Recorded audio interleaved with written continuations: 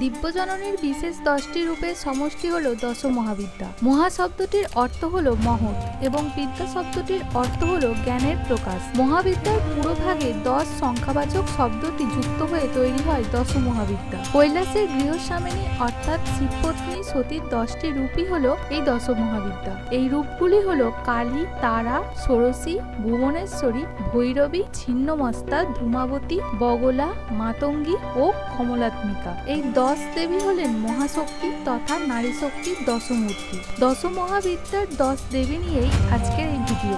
আমাদের হিন্দু শাস্ত্র চ্যানেলে আপনাদের স্বাগত। পৃথিবীতে প্রাণ সৃষ্টি অর্থাৎ জীবসমূহের বিস্তার করার জন্য 10 প্রজাপতি ঋষির জন্ম হয়। এই 10 প্রজাপতি হলেন মরিচ, অত্রি, অঙ্গিরা, পুলস্ত, পুলহ, ক্রতু, বশিষ্ঠ, দক্ষ, ভৃগু ও নারদ। এই মহারিষিরা ছিলেন দেব ব্রহ্মার মানসপুত্র। এরা সকলেই ছিলেন জীবসমূহের স্রষ্টা ও পূর্বপুরুষ। এই 10 প্রজাপতির মধ্যে অন্যতম ছিলেন দক্ষ। তিনি তপস্যা করেন এবং ব্রহ্মার পরে সকল প্রজাপতির উপর আধিপত্য করার ক্ষমতা লাভ করেন।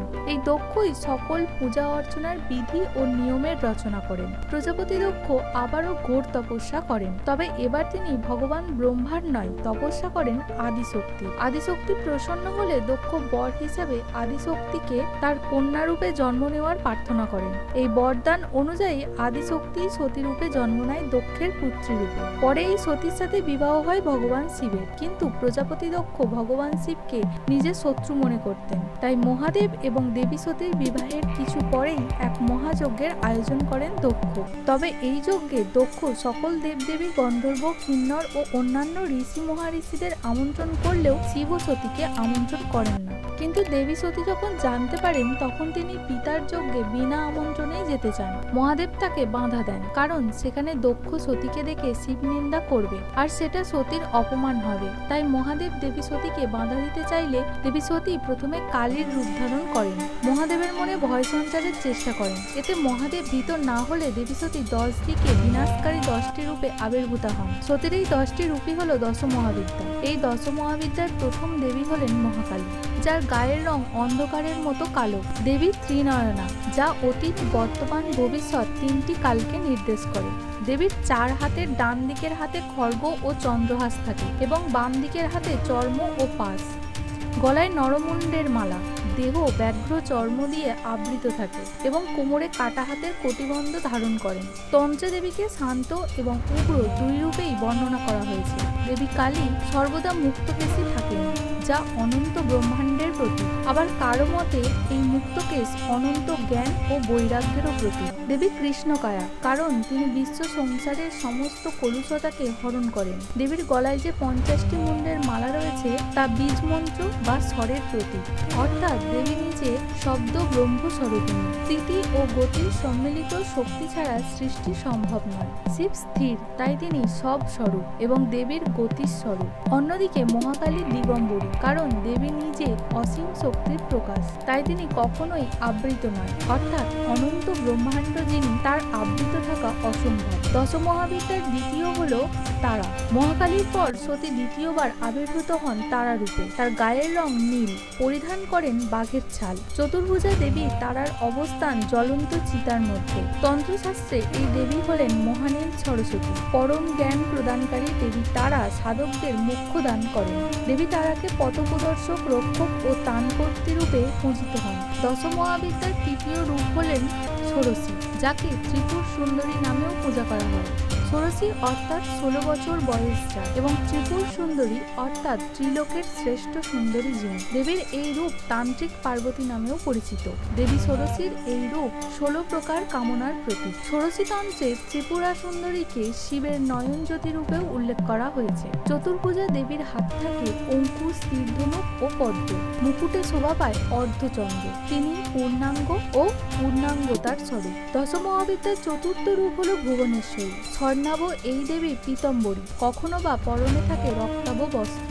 এই দেবীর সিংহাসনের গঠন অনেকটাই আলাদা, যেন তিনি আসীন সমগ্র বিশ্ব ব্রহ্মাণ্ডে। ভুবনেশ্বরী অর্থাৎ জগতের স্রষ্টা। দেবী ভুবনেশ্বরী ভৌত মহাজাগতিক রূপ ধারণ করেন এবং বিশ্ব সৃষ্টিকে আকৃতি প্রদান করেন বলে মনে করা হয়। অর্থাৎ যিনি সবকিছু সৃষ্টি করেন এবং বিশ্বের যা কিছু মন্দ তা ধ্বংস করেন। দেবী ভুবনেশ্বরীর বীজ মন্ত্র বা মূল মন্ত্র হল হ্রিং, যা ওম শক্তি বা আদিশক্তি নামেও পরিচিত। এই দেবী রক্তবর্ণা এবং পদ্মাসনে উপবিষ্টা থাকেন। তার বাহু ও আয়ত্তে আছে পাশ, অঙ্কুশ, অভয় মুদ্রা ও বরদা মুদ্রা। দশ মহাবিদ্যার পঞ্চম রূপ হল ভৈরবী। মহাদেবের একটি ভয়ঙ্কর ও ধ্বংসাত্মক রূপ হল ভৈরব, আর ভৈরবী হলেন ভৈরবের সহধর্মিণী। দেবী ভৈরবী হলেন ধ্বংস ও ক্ষয়ের মূর্ত প্রতীক। তবে তার ধ্বংসের পিছনে নীতিটি হলো যে জীবনের চক্রটি চলমান রাখার জন্য যা কিছু তৈরি হয় তা ধ্বংস করার সৃষ্টির সমতা বজায় রাখা। তবে তার ধ্বংসের পিছনের নীতিটি হলো জীবনের চক্রটি চলমান রাখার জন্য যা কিছু তৈরি হয় তা ধ্বংস করে সৃষ্টির সমতা রক্ষা করা। শুধু ধ্বংসের প্রতীক নয়, এই দেবীকে শুভঙ্কারী নামেও উল্লেখ করা হয়, যিনি ভালো মানুষের কাছে ভালো এবং খারাপদের কাছে ভয়ানক। কুণ্ডলিনী তন্ত্রে পারদর্শিনী যোগিনী মহিলাদের দেবী হলেন মাতা ভৈরবী। কুণ্ডলিনী শক্তিকে আয়ত্তে রাখেন যিনি, তিনিই ভৈরব। তার সমধর্মিণী হলেন ভৈরবী, যে মৃত্যুর ঊর্ধ্বে, যা জীবনের মুখোমুখি হওয়া সবথেকে বড় ভয়। এই দেবীর মুখে ঝরে পড়ে অসুরের রক্ত এবং ত্রিশূল, কুড়াল এবং বজ্রপাতের মতো ভারী অস্ত্র ধারণ করেন তিনি। মহাবিদ্যার ষষ্ঠ রূপটি হল ছিন্নমস্তা, অর্থাৎ যার মস্তক ছিন্ন করা হয়েছে। তাকে প্রচণ্ড চণ্ডিকাও বলা হয়। ছিন্নমস্তার এই ভয়ঙ্কর রূপ দেবীর একটি হিংস্র রূপকেই প্রকাশ করে। আত্মশিরচ্ছেদ করা দেবী এক হাতে তার নিজেরই ছিন্নমস্তক ধারণ করেন এবং অন্য হাতে অস্ত্র। দেবীর এই রূপে মস্তকহীন দেহ থেকে 3টি রক্তের ধারা বেরিয়েছে, যেটি তার নিজেরই কাটা মাথা এবং আর দুই পাশে দাঁড়িয়ে থাকা 2 ডাকিনী রক্তপান করছে।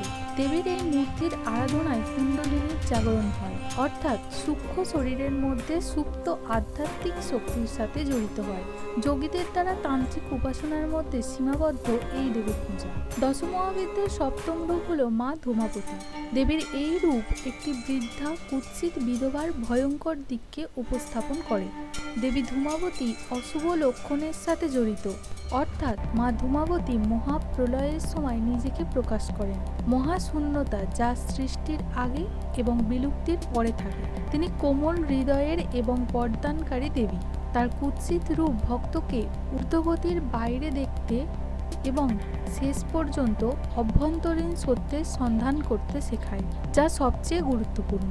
অর্থাৎ দেবী ধূমাবতী একজন বিশ্ব চরাচরের মহান শিক্ষিকা। মহাবিদ্যার অষ্টম রূপটি হল বগলামুখী। সোনালী উজ্জ্বল বর্ণময় যেন এই দেবী বগলামুখী। তিনি অমৃতের সমুদ্রের ঠিক মাঝখানে একটি সোনার সিংহাসনে বসে হলুদ পদ্মে আচ্ছাদিত থাকেন।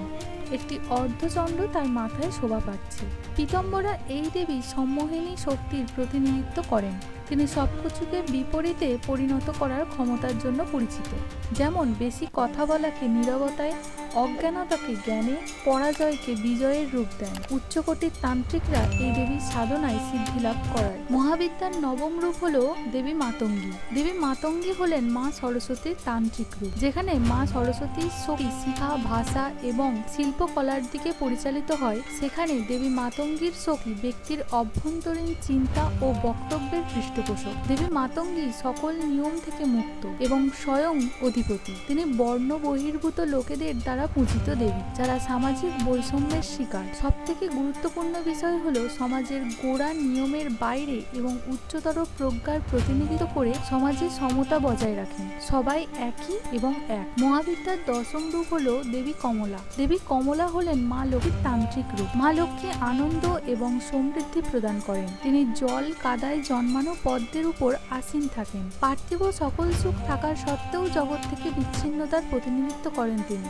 যা আমাদের উচ্চতর জ্ঞান ও জীবনযাপনের শিল্প শেখায়। অপূর্ব সুন্দরী দেবী কমলা প্রকৃতপক্ষে দেবী লক্ষ্মীরই উগ্ররূপ। মা প্রকৃতিকে আরো রহস্যময় করে তোলেন। যে কোনো রূপে দশমহাবিদ্যা উপাসনা শেষ পর্যন্ত সাধককে মুক্তির দিকে নিয়ে যায়। এখানে সমস্ত দেবদেবীদের উগ্র দেখালেও তা বাস্তবে সবসময়ই ভক্তদের প্রতি অনুগ্রহ এবং আধ্যাত্মিক জীবনের উচ্চ শিখরে পৌঁছে দেয়। দশমহাবিদ্যা দেবীর উপাসক হওয়ার সময় কেন্দ্রীয় লক্ষ্য হল চেতনাকে প্রসারিত করা এবং সামাজিক রীতিনীতি ও প্রত্যাশা থেকে দূরে সরে যাওয়া, অর্থাৎ উচ্চকোটির সাধনার স্বাদ প্রদান করা। আজ এই পর্যন্তই। ভিডিওটি ভালো লাগলে বেশি বেশি করে শেয়ার করবেন, লাইক ও সাবস্ক্রাইব করতে ভুলবেন না।